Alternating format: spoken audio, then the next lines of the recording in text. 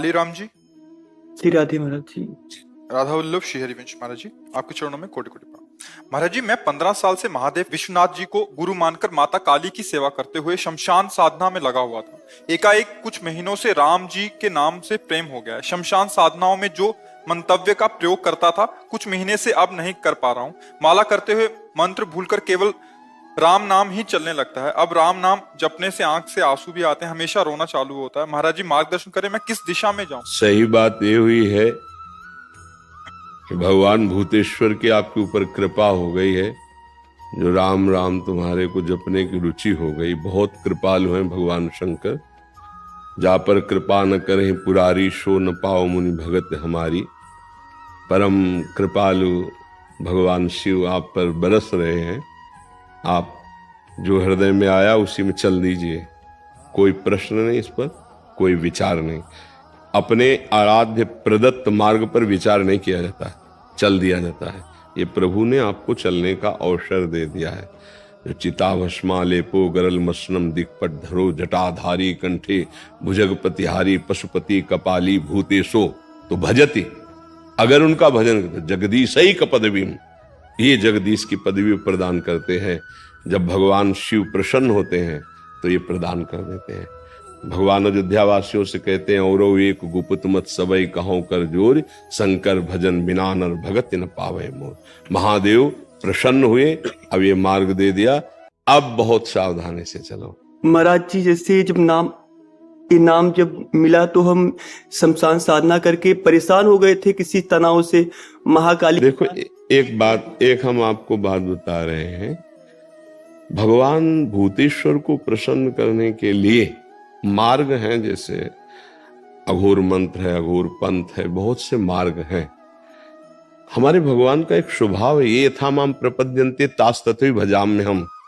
अगर आप उनको अघोर रूप से देखोगे वैसा आपको अनुभव करा देंगे। वो भूत रूप से देखोगे, भूत रूप से आपको दिखा देंगे। मंत्र सिद्ध करके वासनाओं की कामनाओं की पूर्ति के लिए सिद्ध बनकर पूजने लगोगे, लेकिन भगवत साक्षात्कार नहीं होगा। आज शिव जी की कृपा हुई कि आप भटकने से बच गए और मार्ग आपको मिल गया।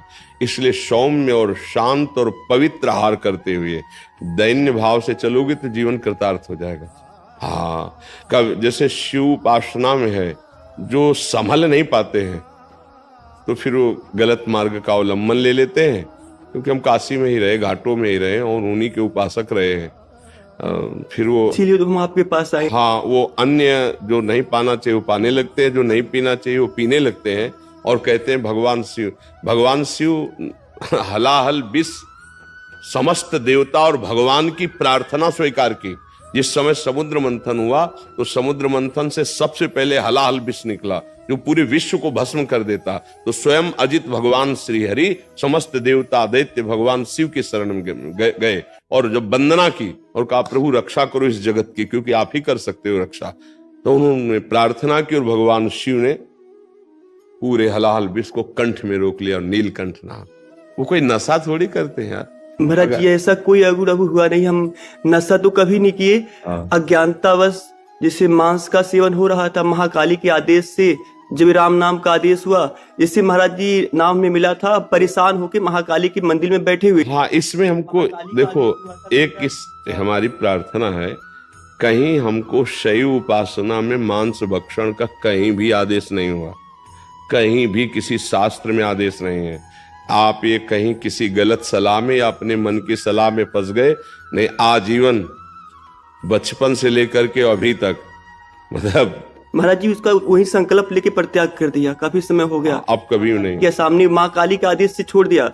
अब कभी महाकाली के आदेश से हमने ऐसा किया। इससे अनुभव हुआ परेशानियों से। माँ ने बोला 4 लाख का ऐसा अनुभव हुआ कि 4 लाख राम नाम का जाप कर लो।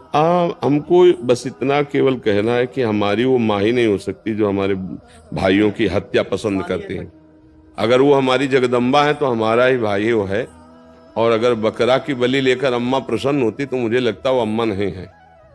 ऐसा माँ का स्वभाव नहीं है। ये हमारा अपनी जिह्वा को पोषित करने के लिए ऐसी लीलाएं करते हैं। नहीं तो अम्बा ऐसा, अम्बा ने रक्त चाटा, रक्त बीज का कारण था। वो ऐसा राक्षस दैत्य था कि अगर उसका अस्त्र मारो और जितने बूंद वो गिरेगा रक्त, उतना दूसरा रक्त बीज तैयार। अब कोई देवता अस्त्र प्रहार करे तो सैकड़ों लाखों रक्त बीज तैयार। अब अम्बा ने विचार किया आप कैसे इसको कैसे, भाई आप जितना काटो उसको, एक को काटा जितना रक्त निकला लाखों रक्त बीज वैसे ही तैयार हो गए। तब आद्या शक्ति महाकाली की सब देवताओं ने प्रार्थना की कि अम्मा तुम ही देख सकती हो, बहुत ही उद्दंडता कर रहा है। तो योजनों लंबी जिब्या, योजनों विशाल खड्ग और खप्पर मारा, जिब्या में लपेट करके पूरा चाट गए, एक और नेरे सबको मार के। तो अम्बा ने ये किया है अपने बेटों के रक्षा के लिए। ये जो निरीह जीव हैं, तुम्हारे एक चुटकी से ऐसे काटे तो आ करोगे, पर दुख देने वाला कभी सुखी हो जाए, किसी की आराधना करता हो, मुझे तो समझ में नहीं आता। आराधना का स्वरूप होता है परिहित सरिष। कोई भी सिद्धांत ऐसा हमें आज तक नहीं मिला, क्योंकि शैव उपासना में हम भी रहे और बहुत अनन्य रहे और कट्टर शैव रहे, कोई मिलावट नहीं रही है। हाँ, ऐसा नहीं कि हम चिता की भस्म नहीं लगाई या काशी के घाटों का सेवन नहीं किया या भस्मीभूत महादेव जी की आराधना नहीं की, पर अभक्षा भक्ष का कहीं भी ऐसा नहीं लिखा। देखो एक स्थिति होती है, जैसे आद्य गुरु भगवान शंकराचार्य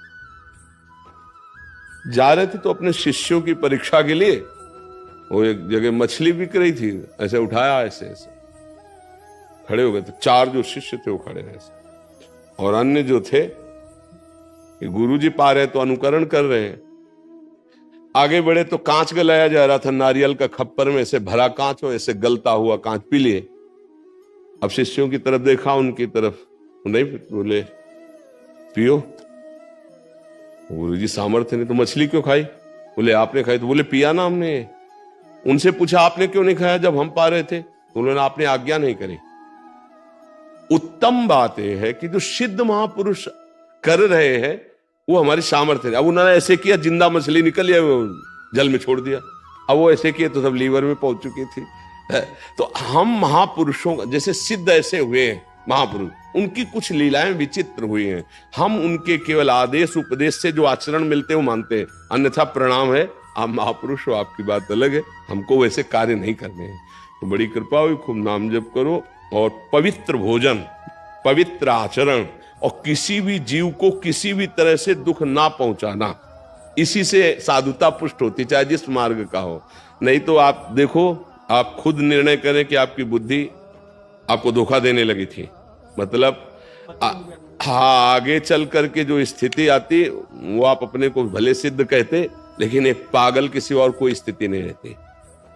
आद्या शक्ति को, या जैसे हनुमान जी है, इनको प्रभु और प्रीतम मानकर आराधना करोगे तो निकल जाओगे, अगर अधीन करने की कोशिश करोगे तो मिट्टी में मिल जाओगे। इनको अधीन करने की सामर्थ्य किसी की नहीं। जब अम्बा अपने रूप में आ गई तो शिव जी चरणों में पड़े थे।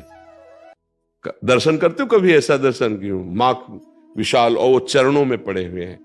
आद्या शक्ति है, कभी कोई जैसे ऐसे नहीं कि हम दैवी शक्ति को सिद्ध, वो बहुत, इसलिए नाम जप करे। बड़ी कृपा है कि आपको राम राम का मार्ग मिल गया, खूब नाम जप करो। कोई कुछ चलता ही नहीं महाराज इनके अलावा। हाँ, बस शांत और किसी से कहिएगा भी नहीं, क्योंकि फिर अंतर ध्यान हो जाता है। अगर हम कहते हैं हमारा भजन बहुत दिव्य चल रहा है, निरंतर चल रहा है, वो रुक जाएगा। ये हम दिव्यता की बात कहते हैं।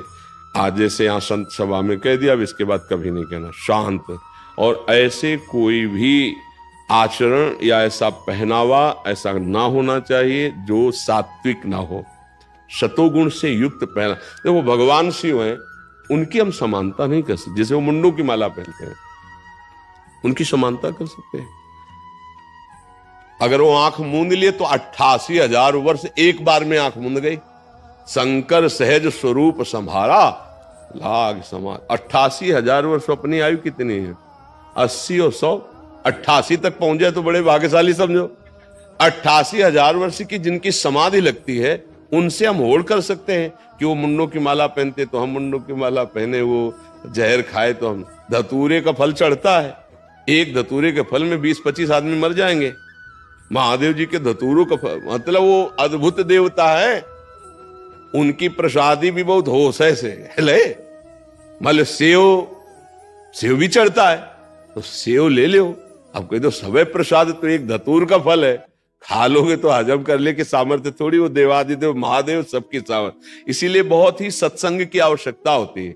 नहीं तो उसमें क्या उद्दंडता आ जाती है, आराधना में उद्दंडता आ जाती है और वो फिसल कर मानसिक विक्षिप्त हो जाता है, फिर लोग उसको सिद्ध मानने लगते हैं। मानसिक विक्षिप्तता को जो जितना धर्म के विरुद्ध उद्दंडता करे, उसको चार लोग जो है ना वो सिद्ध घोषित कर देते हैं। ये कलयुग का प्रताप है। जैसे कई बातें ऐसे देखने को मिलती हैं जो तस्मात् शास्त्रम प्रमाणम ते कार्यकारी व्यवस्थित हो, कभी सिद्ध ऐसा नहीं कर सकते। क्योंकि जैसे हम सात्विक भाव लेकर के चले और परिपक्व हुए तो वही भाव रहेंगे ना। तो सिद्धावस्था में तो और सावधानी सिद्ध हो चुकी है, वो असावधान कैसे बर्ताव करता है। आजकल जितना कोई असावधान बर्ताव करे तो उसे कहा जाता है ये सिद्ध हो गए, क्योंकि अज्ञानी जीव है। सिद्धावस्था की हर एक स्थिति हमारे शास्त्र में लिखी है। सिद्धावस्था का सीधा परिचय है जिसकी कोई चाह नहीं रह गई है, जिसको अपमान दुख नहीं दे सकता, सम्मान सुख नहीं दे सकता, जिसको मृत्यु से भय नहीं लगता, जो सच्चिदानंद की स्थिति में हर समय रहता है, वो परिपक्व माना जाता है। अब ऐसा नहीं कि भक्ष का कोई विधान न माने, मनमानी आचरण कर बोले क्यों बोले सिद्ध हो गए या उदित हो गए, ऐसा हमने शास्त्रों में नहीं पाया। हमने सिद्धों के खूब दर्शन किए गंगा किनारे, बड़ी मर्यादा से, बड़ी शास्त्र पद्धति से रहने वाले। तो इसलिए सावधान होकर चला जाए, कहीं त्रुटि न हो जाए, नहीं बुद्धि भ्रष्ट हो जाएगी, डिप्रेशन में पहुंच जाएगा, पागल हो जाएगा और उसे लोग सिद्ध मानेंगे। चमत्कार ये होता है कि उसी को सिद्ध मान लिया जो इतना ऊट पटांग बोले अरे सिद्ध पुरुष अवधूत है इनकी, नहीं, उसको दवा की जरूरत है। उसे दवा ले, शांति से, शास्त्र मर्यादा से चले, ऐसा है जी।